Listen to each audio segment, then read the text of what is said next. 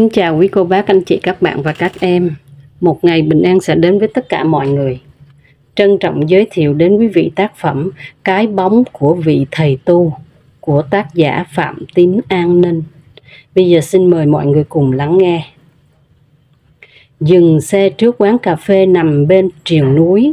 Tôi kéo Lân vào ngồi bên chiếc bàn nhỏ, nằm riêng rẽ dưới bóng mấy cành thông. Ngày thường quán vắng khách. Đã hơn 4 giờ chiều mà mặt trời đang ở trên đỉnh đầu.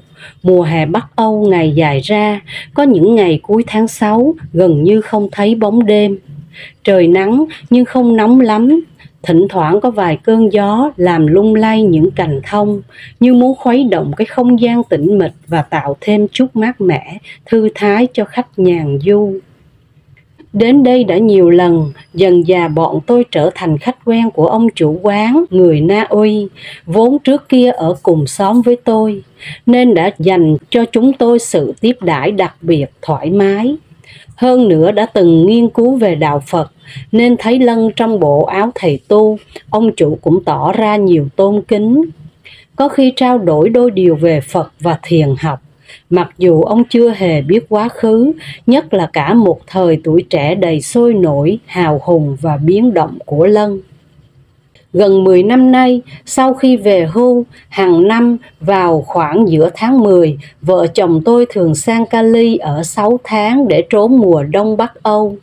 Mà với tuổi già càng lúc càng lạnh, như càng ngấm vào da thịt và trong lòng mình. Đến hè, mỗi lần trở lại Na Uy, tôi thường ghé lại thăm Lân. Từ lúc nhận ra tuổi già qua nhanh quá, cái quỹ thời gian không còn nhiều và một số bè bạn đã lần lượt ra đi. Chúng tôi dành nhiều thì giờ cho nhau hơn. Lân về hưu trước tôi 1 năm và anh đã chọn một hướng đi đặc biệt cho tuổi già, tu tại gia. Anh xuống tóc, ăn chay trường và mỗi ngày sống với kinh kệ như một vị thầy tu. Mặc dù không đến chùa, anh cho rằng cái khung cảnh và sinh hoạt ở một số chùa chiền bây giờ không thích hợp với anh. Hầu hết bạn bè và những người quen biết đều tôn trọng cái quyết định đó, cũng như rất mến mộ phong cách đạo đức của anh. Thực ra, trước khi chọn con đường tu hành, anh cũng đã có đầy đủ tố chất của một vị chân tu rồi. Hiền lành, đạo hạnh, luôn chia sẻ tấm lòng với tha nhân, nhất là những người không may, gặp điều khốn khó.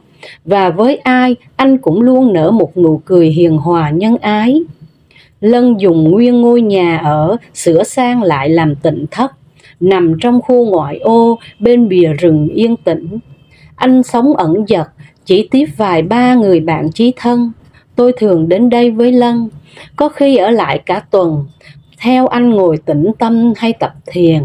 Nhưng thỉnh thoảng Lân cũng chiều tôi, theo tôi ra ngồi ở cái quán cà phê bên vách núi yên tĩnh này. Tôi nghĩ đây là nơi lý tưởng để Lân còn nhìn thấy một chút thế gian, và chúng tôi có thể ngồi hàng giờ tâm sự chuyện đời xưa, nhắc nhớ khoảng thời gian khá dài mà chúng tôi có cùng chung quá khứ. Tháng 6 năm 1976, sau khi bị chuyển tù ra Bắc, đến trại Hang Dơi thuộc tỉnh Hoàng Liên Sơn, tôi gặp lại người bạn cũ, có thời ở cùng đơn vị. Anh ở khác láng với tôi, nhưng cùng tổ và nằm bên cạnh Lân. Qua anh bạn này, tôi quen biết Lân từ đó, để rồi sau này trở thành thân thiết. Điều đặc biệt là dù qua bao lần biên chế, bị chuyển đi nhiều trại, Lân và tôi đều được may mắn đi chung với nhau cho đến ngày Lân ra tù tháng 9 năm 1981. Trước đây, Lân là thiếu tá, làm việc ở Bộ Chỉ huy Hành quân Không quân thuộc Bộ Tư lệnh Không quân. Một công việc bất đắc dĩ, ngoài sở thích của Lân, anh vốn là phi công trực thăng được chuyển về đây sau khi ra khỏi Tổng y viện Cộng Hòa và được Hội đồng Giám định Y khoa xếp vào loại 2, không thể phi hành hay chiến đấu được. Anh bị trọng thương trong một chuyến bay cấp cứu. Một phi hành đoàn bạn bị bắn rơi trong trận chiến An Lộc. Lớn hơn tôi 1 tuổi, Lân tình nguyện vào không quân và được sang Mỹ học ngành hoa tiêu trực thăng. Về nước được bổ sung cho phi đoàn Long Mã 219 ở Đà Nẵng. Từ thời còn sử dụng trực thăng loại H-34, về sau này được thay thế bằng UH-1. Đây là một phi đoàn đặc biệt. Trên các máy bay sơn toàn màu đen, không vẽ quốc kỳ và bất cứ danh hiệu hay mã số nào, ngoài hình những lá bài, ách xì, cơ rô, chuồn bích. Phi đoàn có nhiệm vụ thả và bốc cát toán lôi hổ, biệt kích, hoạt động trong vùng đất địch. Lân nổi tiếng là một phi công tài giỏi, thông minh và can đảm. Sau đó được thuyên chuyển về một phi đoàn thuộc vùng 3. Năm 1970, Lân cùng phi đoàn đã đóng góp nhiều chiến công trong các cuộc hành quân sang lãnh thổ Campuchia. Năm 1972, tham dự trận chiến An Lộc, đổ quân, tản thương Liên đoàn 81 và một số đơn vị thiện chiến khác. Lân mấy lần bị thương nhẹ, được đặt cách thăng cấp thiếu tá. Khi đã có lệnh và đang chờ thuyên chuyển đến một phi đoàn khác để giữ chức vụ phi đoàn phó, thì anh tình nguyện tham gia phi vụ cấp cứu Rescue.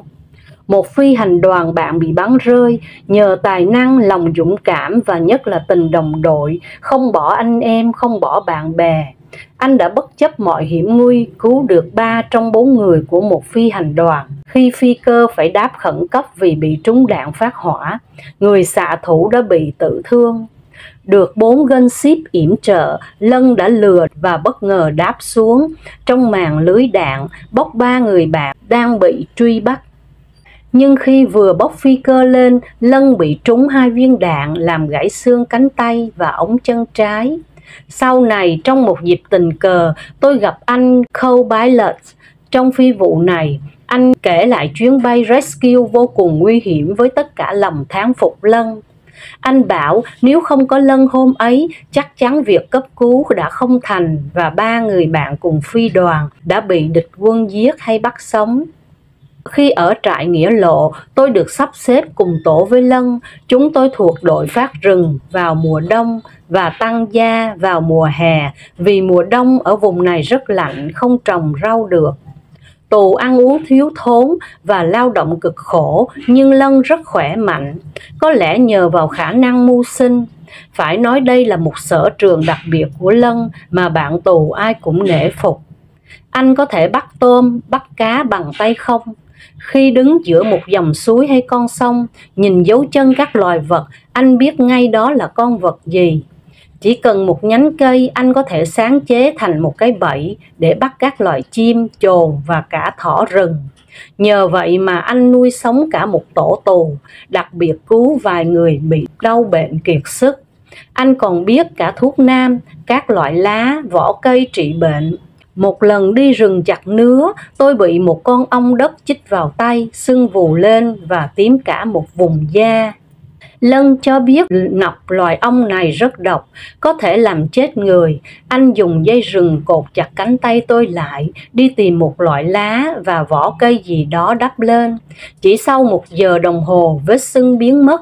Một buổi trưa nhân ngày lễ được nghỉ lao động, anh đã câu được gần 30 con ếch ngay trong trại, dưới các rãnh mương thoát nước.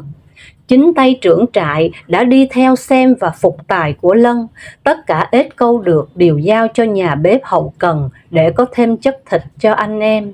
Lân cho biết là chỉ cần nghe tiếng ếch kêu đêm hôm trước là anh biết có khoảng bao nhiêu con và đang trốn ở đâu.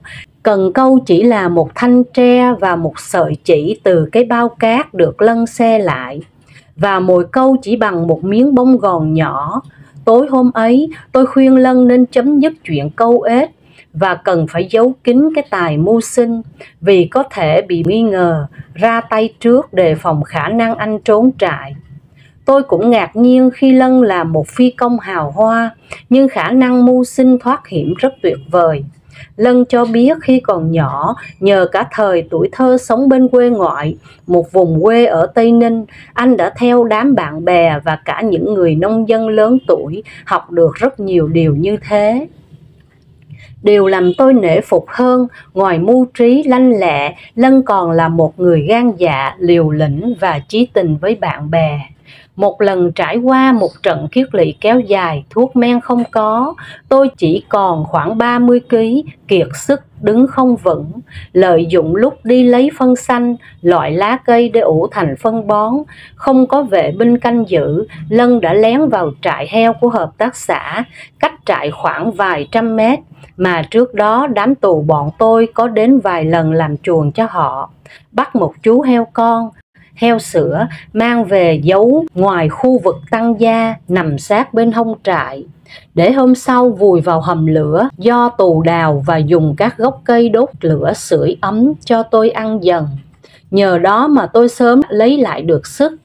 Một lần khác, khi được giao cho công việc lên phơi lúa trên sân trại, nằm ngay trước ban chỉ huy trại, Lân thấy có một buồng chuối thật dài sắp chín, được chăm sóc cẩn thận, bao lại bằng mấy tấm bao cát và chống lên bằng 2 thanh gỗ. Vài hôm sau, trong một buổi sáng sớm mùa đông, khi sương mù còn dày đặc, đứng cách vài thước không nhìn thấy nhau, Lân đã lẻn lên sân trại, cắt trộm cả buồng chuối, mang ra chôn giấu ngoài khu lao động. 2 hôm sau chuối chín, chờ lúc không có mặt quản giáo, Lân đào buồng chuối lên để cả tổ cùng ăn. Vì sợ mùi chuối chín dễ bị phát hiện, nên Lân đề nghị phải ăn cho hết. Một thời gian quá lâu, thiếu chất dinh dưỡng, thiếu chất đường, nên cả tổ 8 người thanh toán buồng chuối khoảng 100 quả trong vòng 20 phút đồng hồ mà vẫn chưa thấy ngọt. Nhưng vì ăn nhiều quá nên khi vừa đứng dậy, cả bọn bị ói thốc tháo ra toàn là chuối. Biết tài bắt cá của anh nên mỗi lần trại tù hay hợp tác xã bên cạnh tổ chức tảo các hồ cá để thả cá con, Lân đều được chọn đi bắt cá. Hầu hết các hồ chỉ nuôi loại cá trắm cỏ, nhưng có nhiều loại cá khác, nhưng cá lóc, cá trê sống trong đó sẽ ăn hết đám cá trắm cỏ con. Nên trước khi thả cá phải tảo hồ bằng cách bơm cạn và bắt tất cả các loại cá khác nằm dưới bùn. Lân sở trường về việc này, nhưng thay vì phải giao tất cả cá bắt được cho trại, anh tìm vài cái hang dưới bờ hồ tạo thành những cái hộc để nhốt một số cá lóc vào đó. Những cái hồ cá này cũng là nơi cho tù rửa ráy hay tắm sau giờ lao động. Và cứ mỗi lần tắm, Lân lại bắt một con cá nhốt sẵn trong hộc mang về cho cả tổ cùng ăn. Vì là đội tăng gia được giữ mấy cái bình tưới bằng nhôm nên dễ dàng giấu cá trong đó mà không bị phát hiện. Có một kỷ niệm tôi không thể nào quên, một khoảng thời gian ở trại hang dơi. Cai tù luôn tìm mọi cách vắt kiệt sức của chúng tôi. Tất cả tù đều phải lên rừng chặt nứa, loại tre nhỏ, mang về bán cho nhà máy giấy Việt Trì theo hợp đồng của trại. Chỉ tiêu mỗi ngày là 30 cây, nếu không đủ sẽ không được nhận khẩu phần ăn. Chỉ sau 1 tháng là nứa ở các vùng núi chung quanh trại tù hết sạch. Chúng tôi phải chia nhau một toán 3 người đi rất xa, lên các dãy núi cao tìm nứa. Lân và tôi luôn đi chung một toán, trời mùa đông lạnh buốt xương và suốt cả ngày mưa phùn rã rít. Các lối mòn, ngõ ngách lên núi biến thành bùn nhão trơn như mỡ. Bọn tôi phải đóng những cái cọc ngắn dọc trên các con đường. Mỗi lần vác nứa xuống, dùng đầu ngón chân tì vào các cọc để không bị trượt ngã xuống vực. Nguy hiểm hơn là khi bị té ngã, bó nứa chùi xuống đâm vào người đi trước có thể mất mạng. Một buổi trưa len lỏi trong rừng già, rất khó khăn để chui qua những cây mây già nằm chằng chịt như những con trăng dài chặn các lối đi. Những cây cổ thụ cao to che hết ánh sáng mặt trời. Khi bọn tôi đang lo âu có thể bị lạc đường, chia nhau đi chặt vào các thân cây làm dấu, thì bất ngờ một cây cổ thụ bỗng rung rinh, lá cây xào xạc, bóng một con vật to lớn nhảy xuống. Cả 3 thằng khựng lại, rồi như theo bản năng nhanh chóng tìm lại ngồi sát vào nhau, mặt thằng nào cũng tái xanh. Bỗng Lân quát lớn: "Đừng sợ, đứng dậy, đưa dao lên." Tôi làm theo Lân như cái máy, khi hoàn hồn nhận ra ngay trước mặt mình không xa một con dã nhân vượn người, cao to bằng 3 con người, lông lá đầy mình, mặt mày dữ tợn, đang rú gào đe dọa chúng tôi. Lân rất bình tĩnh bảo bọn tôi cùng hét thật lớn và bước tới với con dao đưa lên chém vào không khí. Không ngờ con dã nhân lùi lại, rú thêm mấy tiếng rồi nhảy phóc lên cây, phóng đi nơi khác. Hôm ấy bọn tôi về tay không và biết sẽ là bị phạt mất phần ăn, nên Lân đã đi tìm mấy mục măng rừng và luộc lên cho bọn tôi ăn cho đỡ đói. Tôi và anh bạn tù kia phục Lân vô cùng. Nếu hôm ấy mà không có Lân, chẳng hiểu bọn tôi sẽ phản ứng ra sao. Cũng đã từng bao lần vào ra sinh tử, nhưng đứng trước một tình huống quá bất ngờ này, thực tình chúng tôi mất hết bình tĩnh, chẳng biết cách nào đối phó. Đây cũng là lần đầu tiên tôi nhìn thấy một con vật lạ lùng, ghê sợ mà trước đây chỉ biết mơ hồ qua sách vở và lời kể của ông bà. Năm 1979, trước khi chuyển trại để rời khỏi Hoàng Liên Sơn, vì Trung Cộng đang tấn công vào các tỉnh biên giới phía Bắc, đội tù chúng tôi được chọn ra 2 tổ đi lao động thông tầm, gặt lúa cho một hợp tác xã nông nghiệp ở cách xa trại khoảng 10 cây số. Lân được chọn làm toán trưởng, chúng tôi khoảng 20 người đi bộ, có 2 tên vệ binh đi theo. Đến nơi vào chiều tối, trời sắp tối, bọn tôi được trú ngụ trong một cái đình làng bỏ hoang. Một phần mái và một bức tường đã rệu rã. Hợp tác xã dùng cái sân đình để chứa và phơi lúa. Không biết có phải để khuyến khích tinh thần hay tạo thêm sức, hợp tác xã bồi dưỡng cho bọn tôi một bữa xôi nếp với thịt trâu khá no nê. Có cả một xị rượu mía.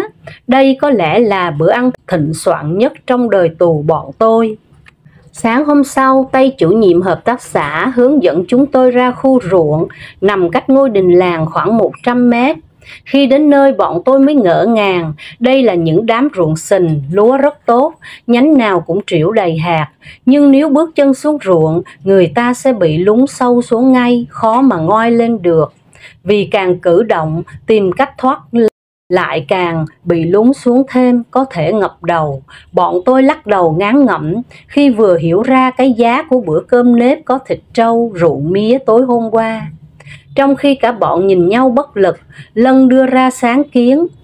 Dùng các tấm cửa cũ của ngôi đình bỏ hoang, cột dây kéo 2 đầu, chỉ cần một người, chọn những người nhẹ ký nhất, ngồi trên tấm cửa, gặt lúa, còn những người còn lại đứng trên bờ 2 đầu thay phiên kéo và giữ thăng bằng tấm cửa và an toàn cho người gặt lúa.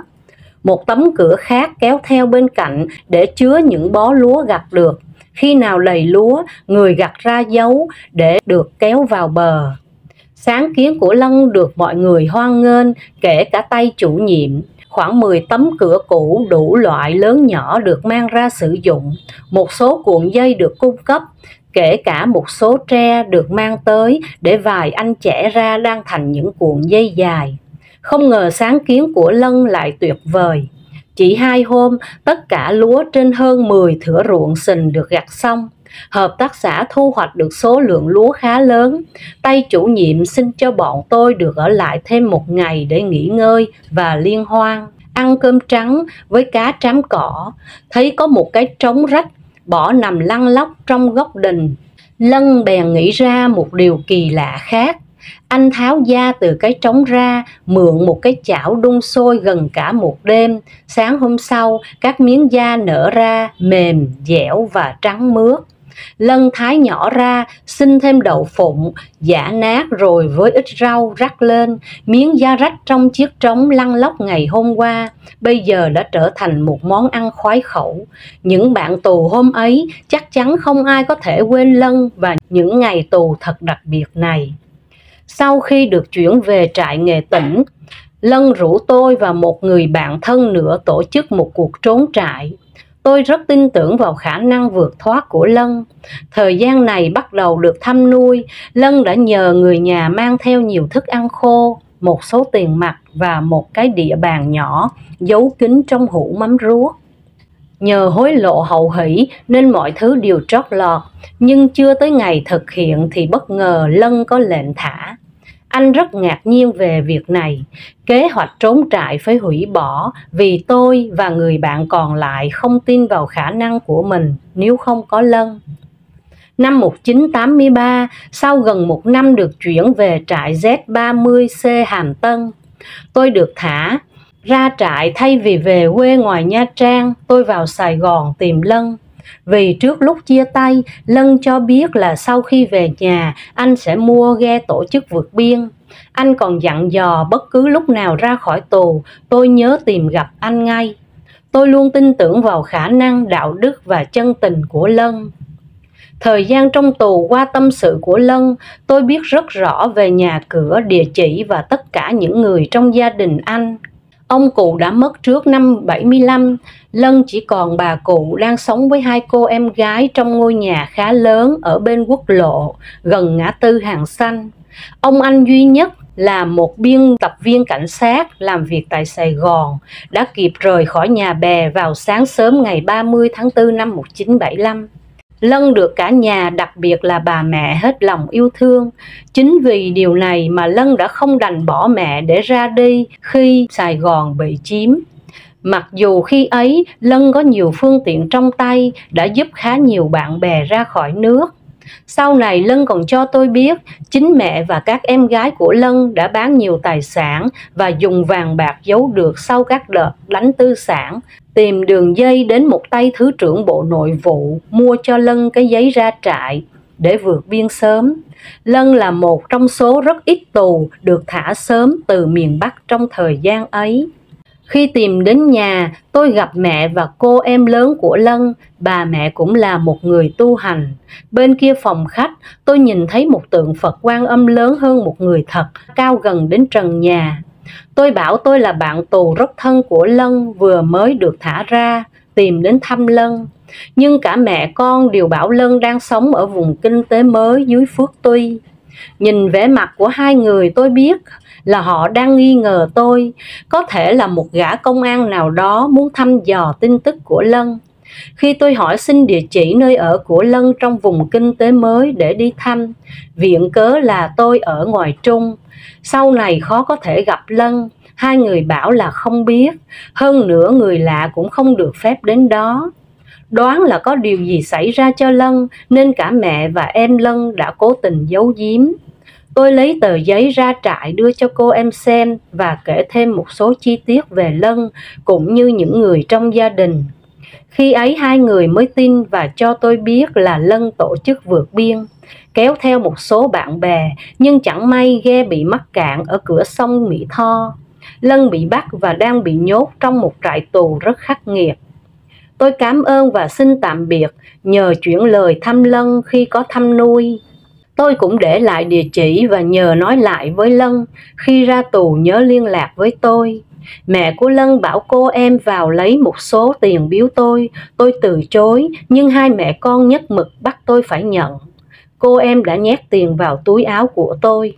Sau hơn 8 năm trở về nhà, chưa kịp làm quen với mấy đứa con, nhất là con gái út còn nằm trong bụng mẹ ngày tôi vào tù. Và cũng chưa kịp hỏi được tin tức về nơi chôn cất cha tôi. Ông đã chết trong một trại tù khác trong Nam từ tháng 6 năm 1976. Thì 4 hôm sau, tôi được mời ra công an thị trấn, nhận cái giấy trả lại trại tù, với lý do nhân dân địa phương không chấp nhận cho tôi được tạm trú. Khăn gói vào lại trại tù Z30C, được cho ở tạm nhà thăm nuôi 3 hôm, sau đó nhận một tấm giấy ra trại khác, với nơi chỉ định tạm trú mới là sinh quán của tôi.